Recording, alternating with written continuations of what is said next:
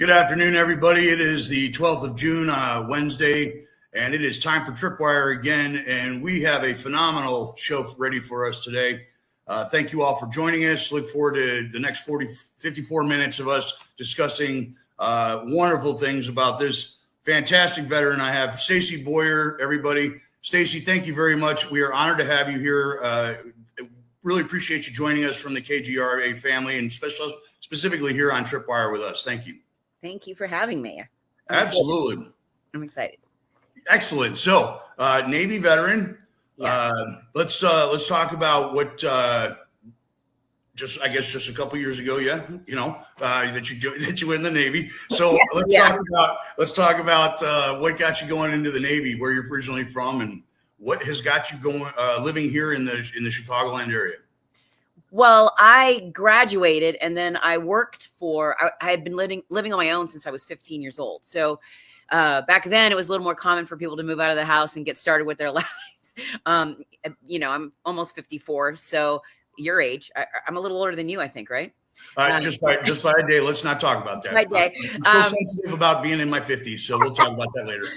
So I was living on my own and I was working, and I decided that I wanted to go into the military. It really resonated with me, and I was very patriotic, and I just thought it was the right path for me. So I went in, and then I was in for 12 years after just it changed my life. You've heard me tell my stories before, but everything that I am and do, and the woman that I have grown into be, I feel like the Navy was a catalyst for all of that.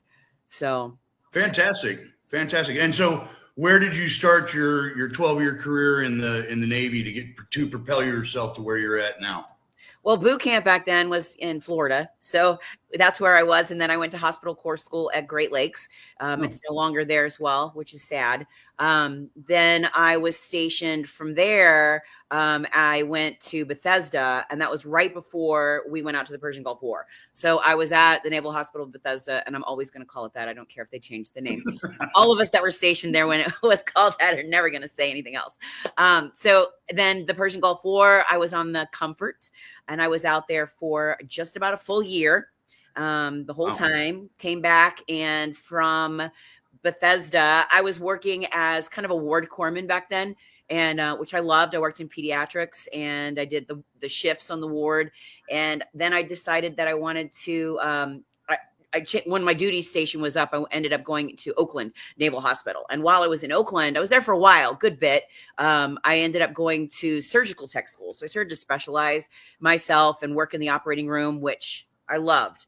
And then I transferred to the Emory S. Land. It's a subtender out of Norfolk, Virginia. So I was there for 3 years. And then after I became E5, I decided to get my instructor training certificate and teach at the hospital corps school, which I loved. So that brought me to Great Lakes, back where I went to school. Right, originally, yeah. Full circle, yeah. So then I was in Great Lakes, and I was there. I finished out my career, my 12-year career up at the Great Lakes Naval Hospital.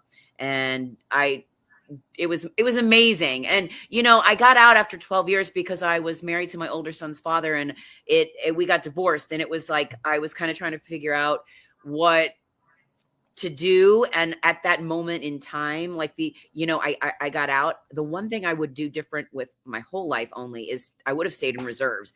I should have. And I often tell that to people, the kids, that we go and speak to through, Veterans Day and all the stuff that we do in the schools around here.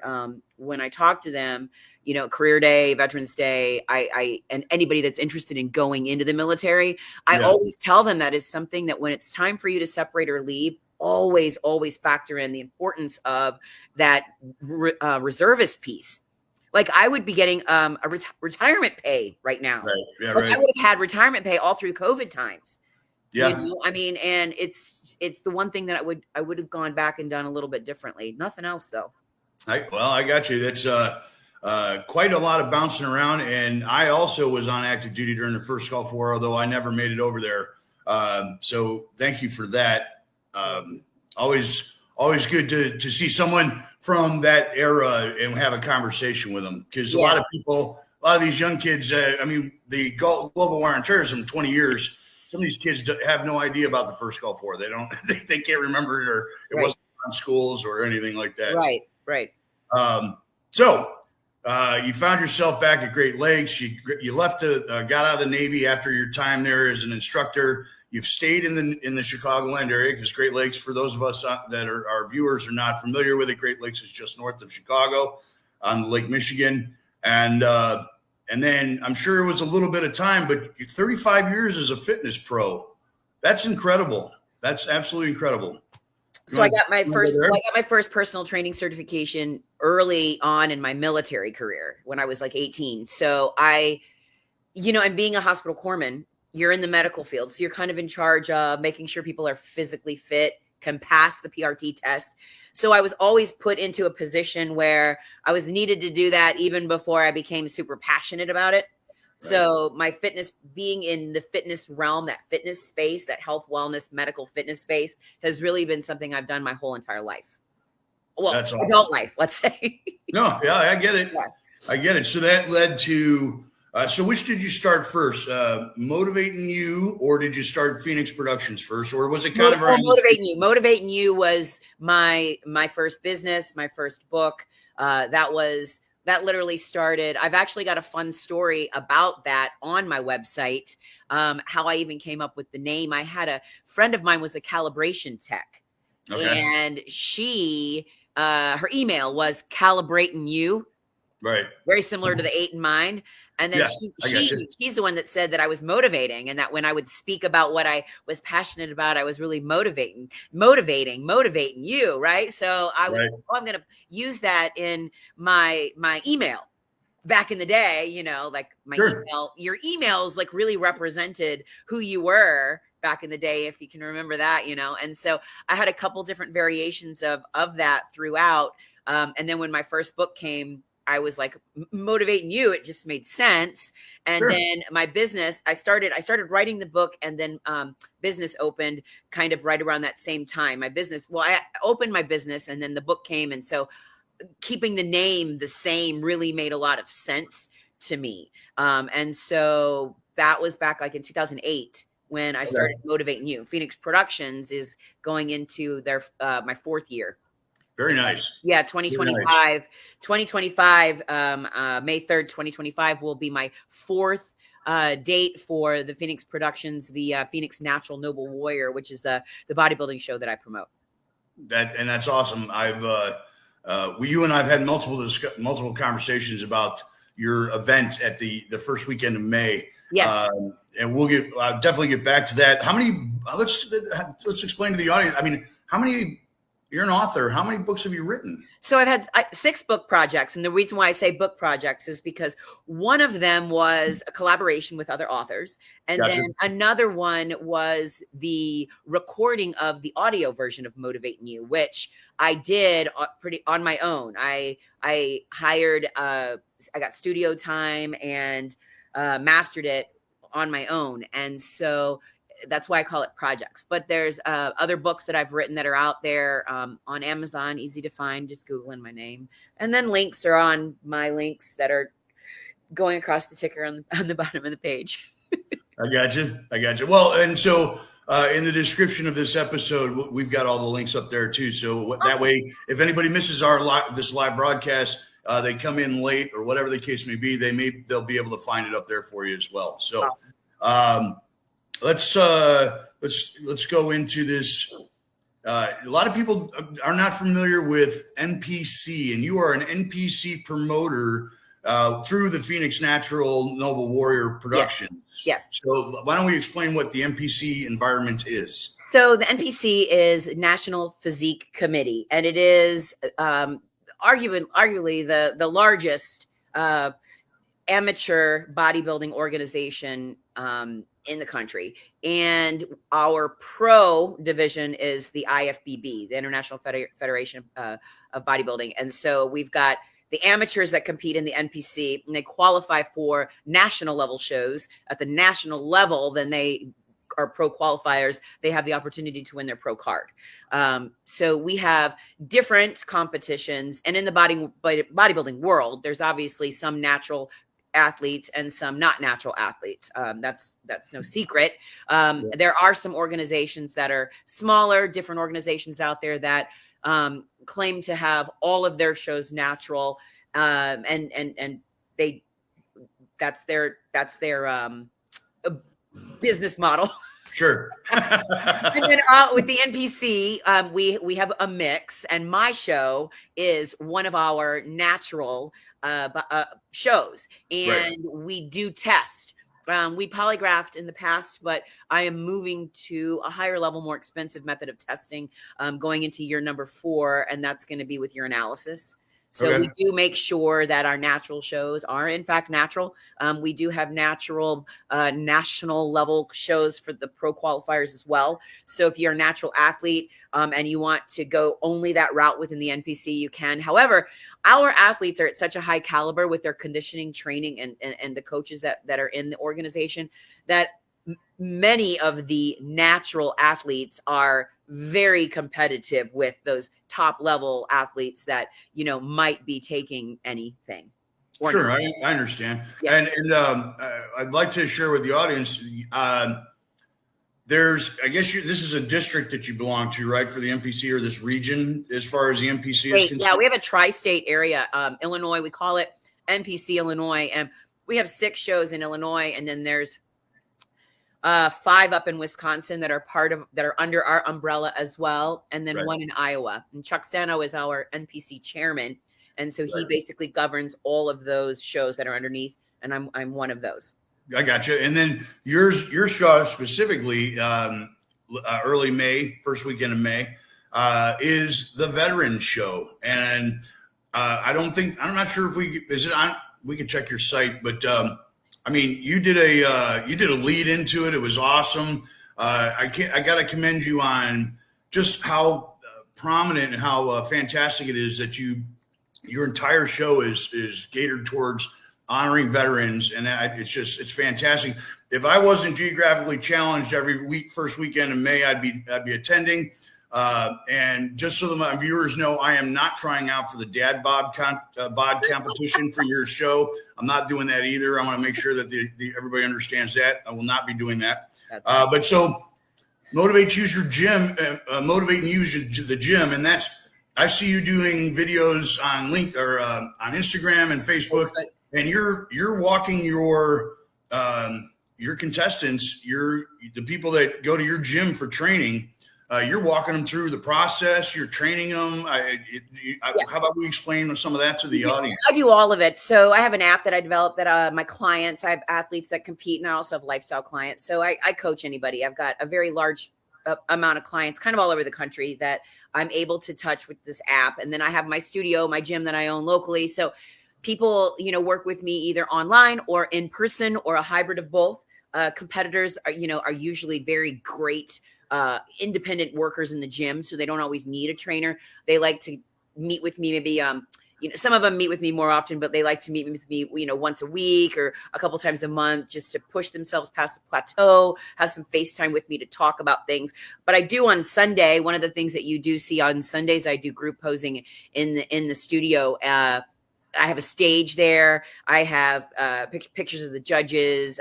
I try to create a situation where, especially for new people, that they're able to experience what it's like to be, at a higher level than the judges are down here, and they're in front of people, and it's a really good camaraderie, support system in everything that you do. Having a support system and like-minded people doing like-minded things is always helpful. Right?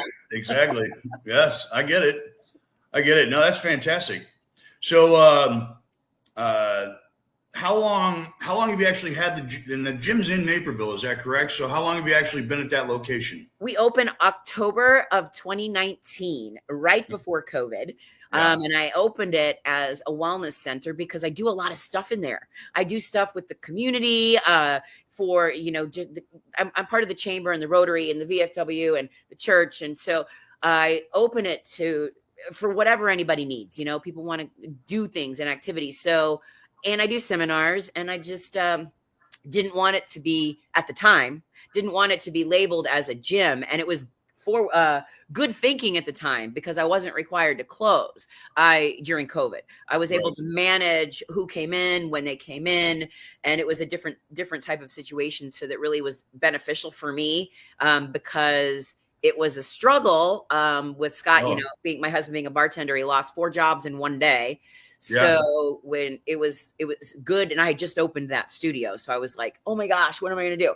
But because of my military brain and my ability to troubleshoot and overcome obstacles and never say no, I was able to figure it out and stay above water. Seriously.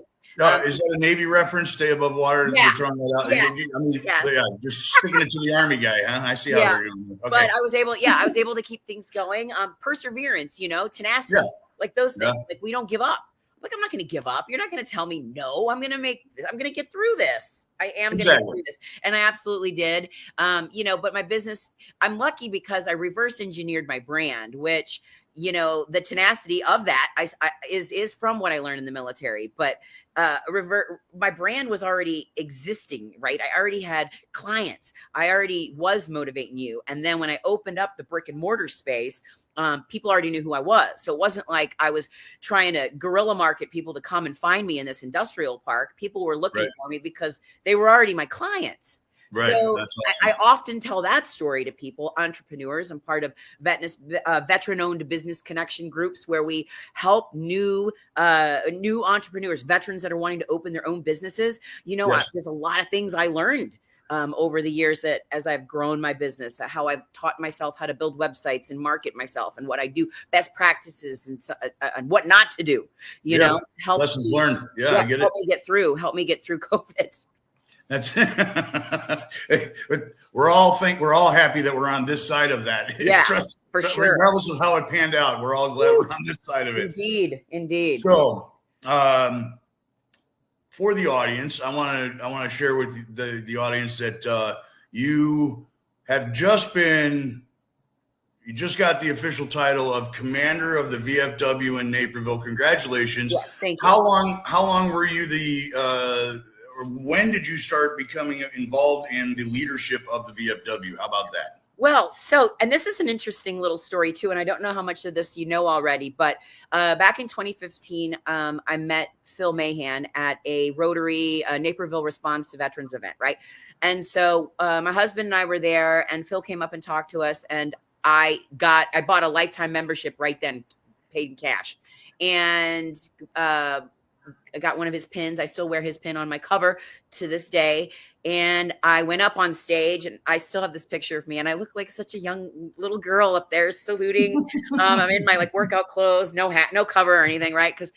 And then I was always doing stuff in the schools. I was going and talking for Veterans Day and Career Day, and I had my PowerPoint presentation, and I was always volunteering or wanting to do things, but there was something here. I knew there was something more that I needed to do, like not just wanted to do, but like needed to do. Right. So Phoenix, it's funny how these things connect. Okay. Here's the story. So Phoenix Productions happens, and I want to have my military first responder ceremony to open finals. I want this piece to be important. I want a color guard. I want all of these things in 2022. So I go on the VFW Naperville website. And before that, I was always in the parades, but with Marty Walker, who hands flags out. Yes. I remember flags out for Naperville Response. So I was familiar with some of these people. So I go on the Naperville website, and I'm looking for who the commander or who I should contact for to figure out about color guard, right? Because I'd like to get the color guard there. So Todd Schoeneman's like, hey, Staci, why don't you come to a meeting? The rest is history, because I go to the meeting and they give me the microphone. I haven't put it down since. No. I mean, literally. Totally shocked. I literally go to the meeting and I'm like, hey, da-da-da-da-da-da. And everybody was like, who is this woman? And then I go down to the canteen, and Leo's like, do you think you want to be junior vice? I'm like, yeah, what's that? I'll do it. And then then we had some troubles with the people that were in some of the other officer positions, had work and life obligations. And so I ended up both years taking over the junior and senior vice positions. And I learned so much, Right. Leo and Phil and George Kramer. I mean, all these guys are like amazing. I feel like I got a ton of uncles and grandpas, and brothers now because there's younger people there. Good. That's good. And it's good. I mean, and they taught me so much, and I am super excited about how it has all played out. And Todd kind of laughs because he was like, well, I just invited you to a meeting. I'm like, until you got on the microphone, and then we're like, yeah, she's here to stay.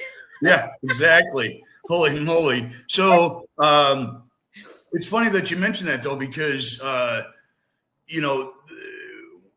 our age, post global war on terrorism, post first Gulf War, we're the new blood that they need in the VFWs and the American Legions. And it's good to hear that now you've got some brothers, not just uncles and grandfathers in there, and we're getting new people in the VFW. And if I ever stop moving around and I actually settle, I'll probably do the same thing at the local VFW wherever I decide to hang my hat. So yeah, one of my directives, when I got in there, whether anybody liked it or not, was I wanted to create experiences at the post that people wanted to be a part of. Sure. I'm not a salesman. Believe it or not, I really am not a salesman. I provide experiences that make people want to do what I'm doing. And that is just how I lead. That's how I operate. And I'm also going to probably throw in the fact that you are very high energy, and that helps. That helps put the information. It kind of they retain the information a little bit better that you're sharing with them because you're so high energy, and it works for you. It definitely works for you. So, I've learned a lot about, diplomacy and chain of command. There's so much I've had to I've had to taper back my enthusiasm and pick my battles. And I've really grown in the past few years within myself as a woman, a leader working. I've always found myself to be a good team player, but I've really learned how to be better at it. Really, right. I pride myself in making sure that I'm listening more. I'm listening. I've got 2 ears and 1 mouth. I got to listen twice as much as I speak. And I speak a lot, but that means I'm listening twice as much as that. So how about that? There we go. I think we're running with that. That'll be fantastic. So all of that, fantastic story. And now, as of June 8th, which was just 4 days ago, you are now the commander of the VFW in Naperville. And so what are some of the changes or some of the new things that you plan on trying to bring to the VFW for as far as, or am I letting the cat out of the bag? No, well, okay. So and I don't want to say, I'm not going to say things are going to be different or things are going to be better, because that's not the case. The case is, they are so open to all of my crazy ideas and putting the things in check that need to be in check that, we have already been, it's about consistently doing a lot of the things that we've been doing. I'm out there in the community. I was in charge of the fish fry this year, which I'm going to continue to do. I have given us that social media exposure that they never had. I'm out there meeting the people where they are that we want to come in. We are continuing beautiful collaborations with the American Legion and the Auxiliary. I'm actually working right now with Tom Jorstad, the American Legion commander, opening a chapter for a Legion Auxiliary. We have a lot of women that are not qualified to be on the VFW Auxiliary, and we're missing opportunities. So it's a little bit of boots on the ground work for that, but I'm also a member of the American Legion. And so I told him, Jennifer Sloan and I are going to work on that with him to branch that out. And I think that that's a big change. Being able to expand what we offer, and really working on that collaboration with all. Is he aware of that, of you and Jennifer Sloan, and that's the 1-2 punch knockout? I mean, he is. He's aware of it. Jennifer, I mean, she's a hard charger down there too, and I hope to have her on the episode. And she's my senior vice, but we're going to have like a little flipperoo because she just had a baby. So I've got her in the senior vice position and then moving her back into junior. And we're going to have like the officers as the officers move through the ranks. We're doing it a little different so we can have everybody learn what they need to learn before they move up. Yeah, one of the things that I think I did do different that I am pretty proud of that I feel like is a very positive change is I feel like as we're moving, into the future, there's a lot of things with technology. There's a lot of things that we're doing that I feel like an SOP is important. Sure. There's a lot of vague definitions of what junior and senior vice and some of the committees do. I'm actually putting pen to paper to create, and have already created more of a master plan. So these officers are much more prepared when they go into serving, because it's a volunteer, and so you can't expect somebody just to volunteer and then wing it. If you really want the best out of these people, and we pick the best people for these jobs, but I want to set them up for success. So that's one thing that I'm working really hard on, is setting really good expectations with my team. Yes, that's fantastic. Well done. Well done. So is now with your position as and we can expand more upon all these topics as we go on, but with your position as the vice, is that what started this latest project that took you down to Springfield, or did you start it years prior to that and then moved into this? And I'm not letting the cat out of the bag. No, I'll tell you exactly where it started. It started when I was putting flags on graves, Memorial Day, when I was junior vice. I was out in the Naperville Cemetery putting flags on the graves, which we do every memorial.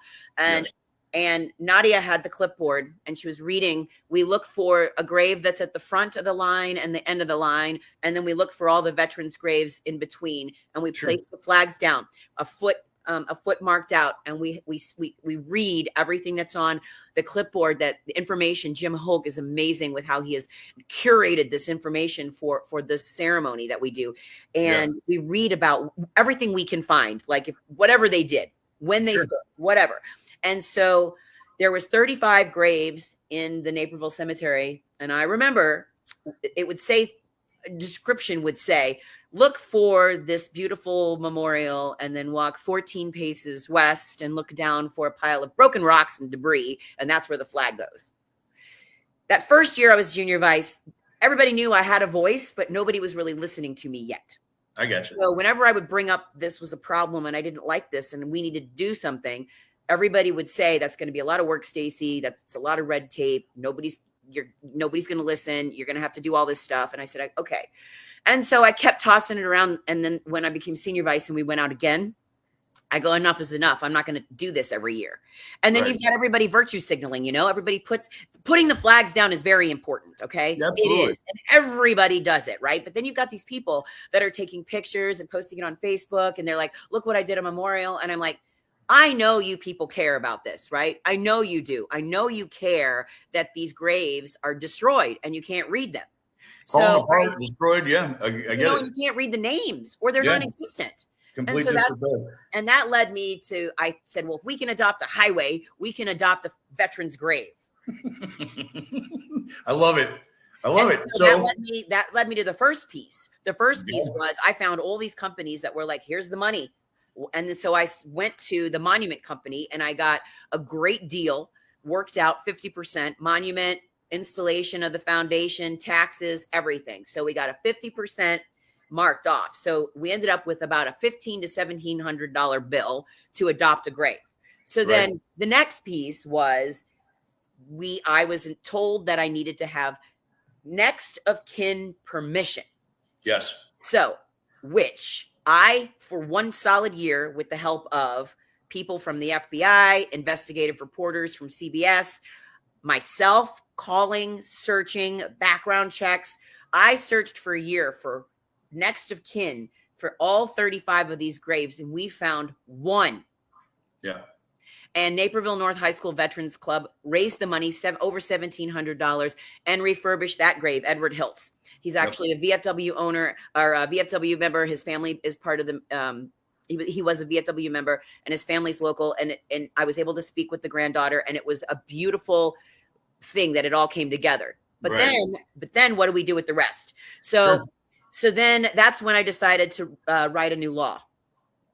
So I said, how can I'm meeting with the board of the cemetery. I'm researching burial rights laws in Illinois like it was my job. And all of a sudden I started to read about things that are a century old or 100-year-old or historical markers. And I was like, one thing led to another with my brain. And I said, what if we started with the ones that are over 100 years old. What if we started with those? We designated historical markers. So then the VFW and the American Legion can take ownership. Sure. We take ownership, then we don't, in good faith, we'll look for next of kin up to a certain degree. And it's an undetermined amount, which can really be set by the owner, the Legion or the VFW, because it's all good faith. At that point, we have the ability to refurbish the grave. Right. So that is the first piece, that legislation, because once we have, and that's gone through Springfield, I went there and testified in Springfield. It was signed in the committee and the House and the Senate, approved unanimous all 3 times. Now it's just waiting for the governor's signature, which I believe will be next week, from what I'm hearing from a state representative. So that when that law is passed, that will allow me to, and I already have the money and people that are adopting those. There's 7 graves. So they're, you figure those graves are 100-year-olds from 1924 is that 100 mark, right? Yeah, so right. Before that. So those graves are ready to be connected with their adopted parents and refurbished. So then we had about 28 other graves that were not over 100 years old. So this law is creating a way for me to change the narrative for the rest of them, because I couldn't find their next of kin either. Right, I get it. We just leave them piles of rock and debris and don't do anything. So for the sake of this part of the project, we added another layer to it where I got bricks engraved for every single one of those people that had a destroyed marker that you couldn't read. And then I had them installed next to the podium that represented their branch of service. We raised all of that money through the Adopt a Veterans Grave Project. And once the laws passed, we'll do the other 7. And then I'm going to scale that for every cemetery that I can go to. Use the 100-year-old law, adopt those out that need it, get bricks engraved for a memorial that whatever that cemetery has, raise money for that. And then hopefully as I move forward, I'm going to be able to change some of the language with how you have to find the next of kin and get permission. That's the next phase, is making that easier. Like, why can't I go and refurbish a grave for a veteran, right? Like, I get it. Family's permission, but there's got to be some kind of workaround there. And that's the next step. Yeah. Well, I mean, you talk about the 100-year difference, 1924, you're looking at, those could be World War I graves. Those could be Civil War graves. For these veterans. Well, they are. There's 4 Civil War. And in 100 years. Yeah. 4 Civil War graves. There's like the Black Hawk War and the 18th War of 1812. Yeah. 1812. I get it. But I think there was a little bit before Illinois became a state. So, but that's there's a grave that says that in there. I understand. I know. Yes, but I mean, it is. Died when they were 25 years old. They never even came. They died and they never came back to have families. Right, and there aren't any. I get that. I understand that, and even first Gulf War veterans, Vietnam veterans, and any of the conflicts that we've had since World War I or even before that, there could be graves there, and the families have moved on, and nobody takes care of the grave. And it's important that we maintain this. And again, just so the audience understands it, it's the Adopt a Veterans Grave Project that this is officially going to go when the governor signs it. This is statewide in Illinois, correct? Yes. Okay. That's fantastic. So have you been, because of that, your initiative, have you been in touch with other commanders, vice commanders of other VFWs throughout the state, and they're all aware of? I have been talking to a lot of the other commanders and a lot of the other just different level officers at different functions that we go to. And with me being on color guard, I've been the past 2 years. I've been on color guard. I've been at almost every every function that we've needed to have flag representation at. I've been able to, I've talked about it, whether people wanted to hear, I've talked about it. So, but it's like, the law is HB 4934. So, if anybody wanted to reference that when they hear it, the HB 4934, and I post a lot about it on my social media platforms, and it's like, I was kind of laughing. It's like, we've got all these layers where we've got, adopting, refurbishing graves, writing new legislation, engraving bricks, and now we've got merch. There you go. Yep. There you go. Thanks for reading the minds. Awesome. Yeah. And I'm glad that's working out with Ginger and David. They're really great people. And it's, again, David's a Navy veteran. It's fantastic. We get to be, we're in a position where we keep that in-house and in the community. So I'm always going to use a veteran-owned business if I can first. Absolutely. You've had me there in spirit, at least with Master Blaster Coffee. So I appreciate that. Thank you very much for those opportunities. So let's share with the audience. I mentioned Facebook. I mentioned Instagram. What else are you on so people can find you and they can follow? Because, you've got a lot going on, fantastic presence. And if they don't just look at some of the stuff that you're doing and feel motivated to take that step forward, I don't know what's going to help them, because it's high energy stuff you got going on there.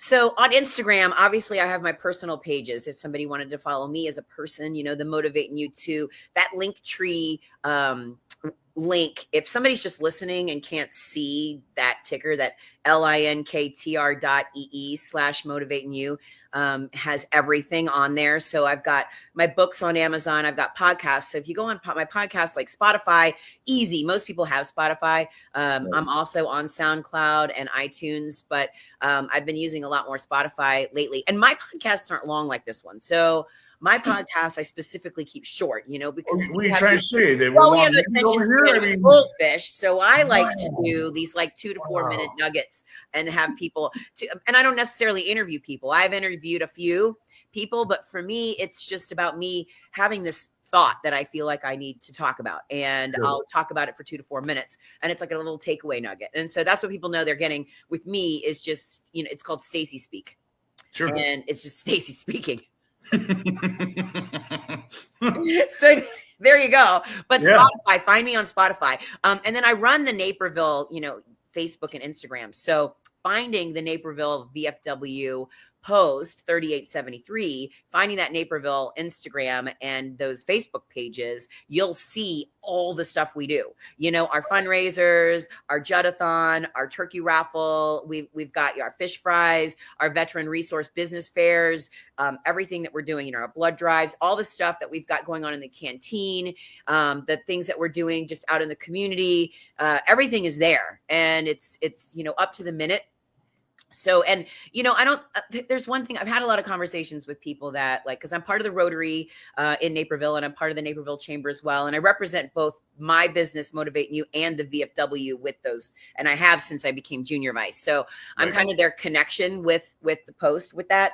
And I find I get asked a lot about, the difference between the VFW and American Legion. A lot of people don't know that the VFW you have to qualify for, you have to have been in combat in a foreign war, and then the American Legion is for all of the veterans, and many of us are a member of both. And so that's why the VFW itself has been struggling a little bit with membership, because people are aging out. I hate to say it's harder to qualify these days, but it kind of is. And the one thing that I'm really proud about with our Naperville post is one of the very biggest ones in the state. We're upward of almost over 650 members, and closest to that is there's a few of them with 3, and most of them have about 100. So our voice matters, and the VFW itself in any town. Aurora's very active. Aurora's got one of the best ones, a combination American Legion over there as well. They work together like we do, but being able to go to district level meetings and state level meetings and be a voice for having a vote for every 30 members type situation, right? Think about that, right? And so these posts that are very robust with their membership, they have the ability to make real change because people are listening. That's how we get together for district and state meetings. We get together and we're able to say, our vote is for this, take that forward. And they do. And, we also, as a post, one more thing I think is important is people don't understand our fundraisers, are for veterans. Okay, that money goes to the post. What do we do with it? Well, we're like a bank. So the VFW is like a bank for all of these other ancillary veteran support organizations. And when they need help, when they need money, they need resources, they come to us. We vote, we give.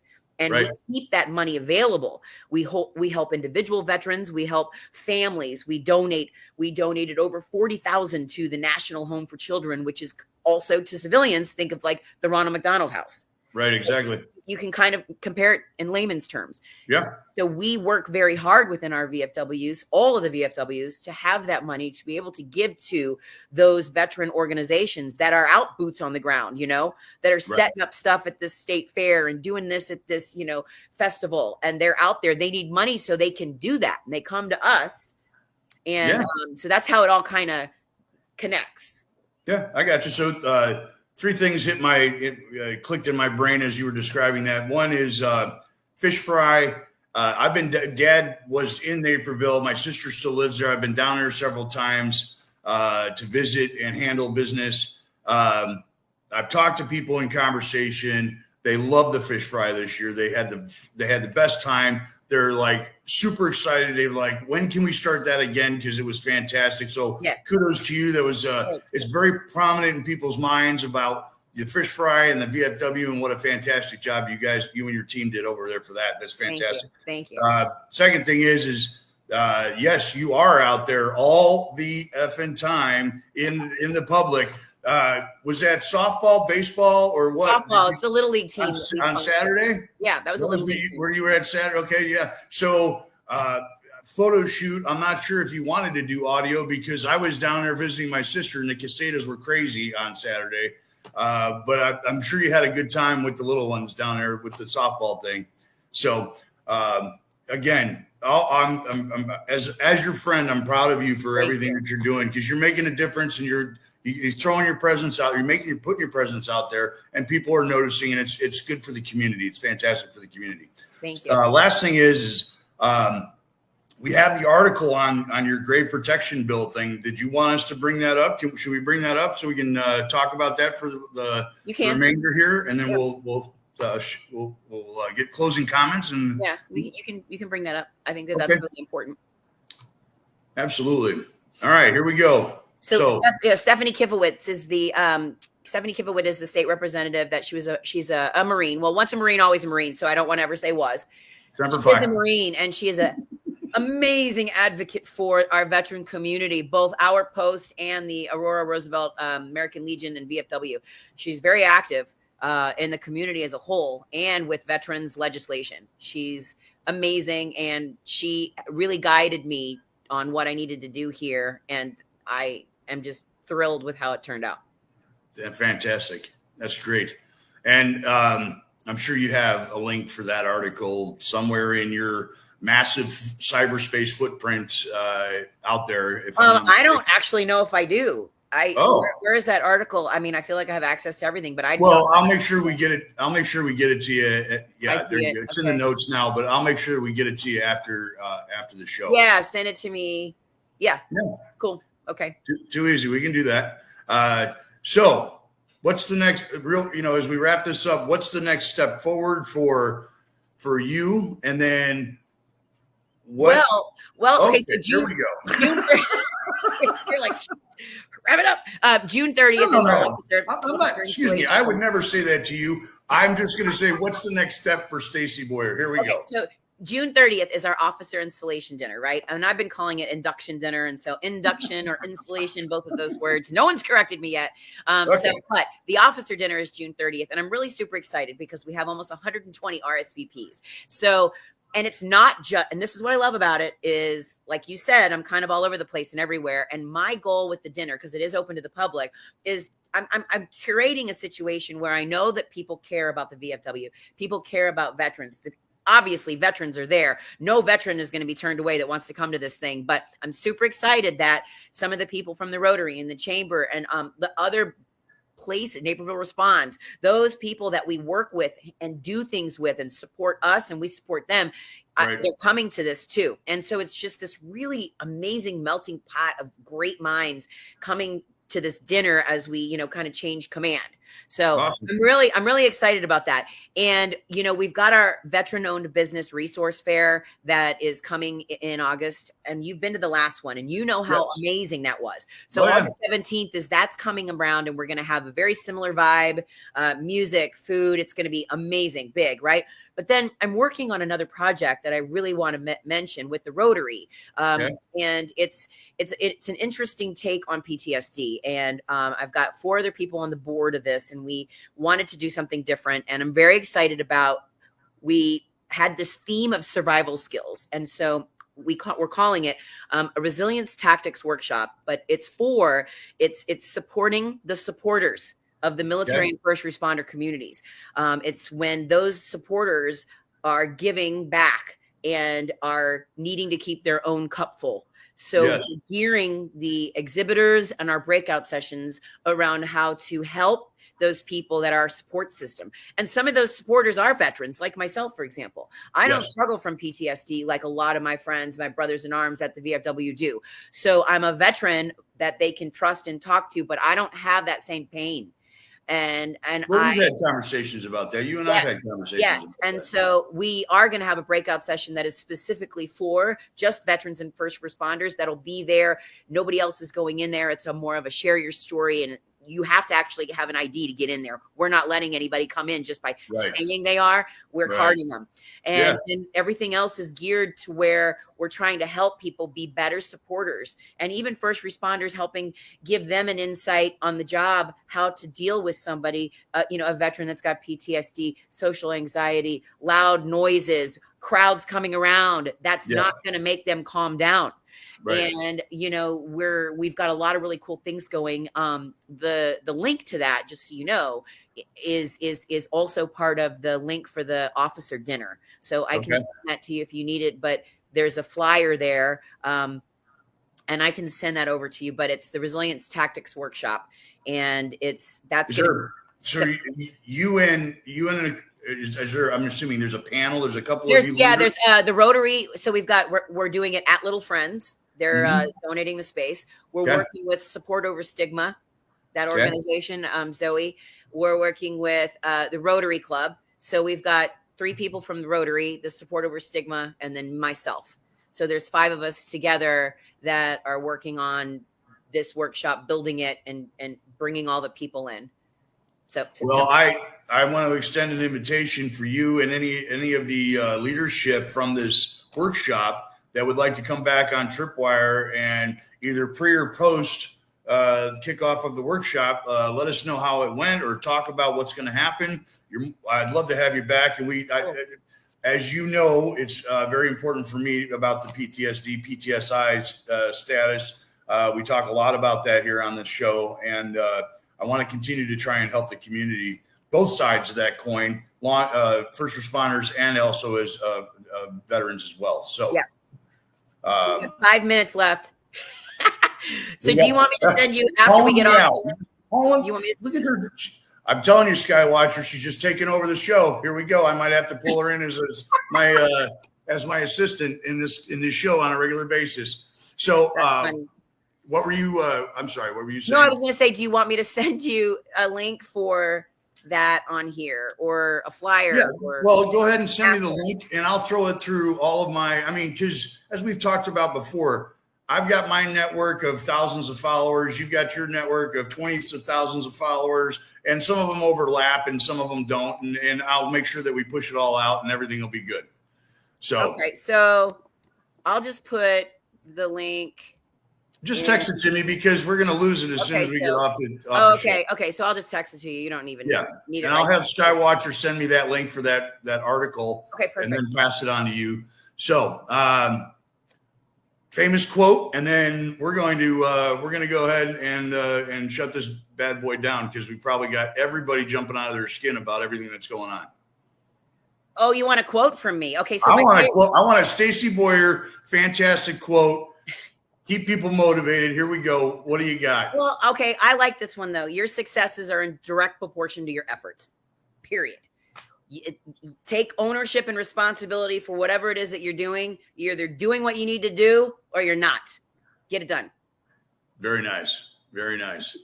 I really appreciate your time. As always, again, honored that you could chisel out some time for us here on TRIPWIRE. We really appreciate you here. We're going to have you on again because there's just too much stuff in for one 54-minute show or 50-minute show. I know. I'll have more to talk about next week. Well, again, my co-host slot is wide open. We'll talk about it, Stace. Careful what you ask for. I know. So thank you, everybody, for tuning in today. This is a great podcast that we had. We'll catch you this same time next week. Hope you enjoyed this episode of TRIPWIRE. God bless, and God bless America. Thank you. Thank you.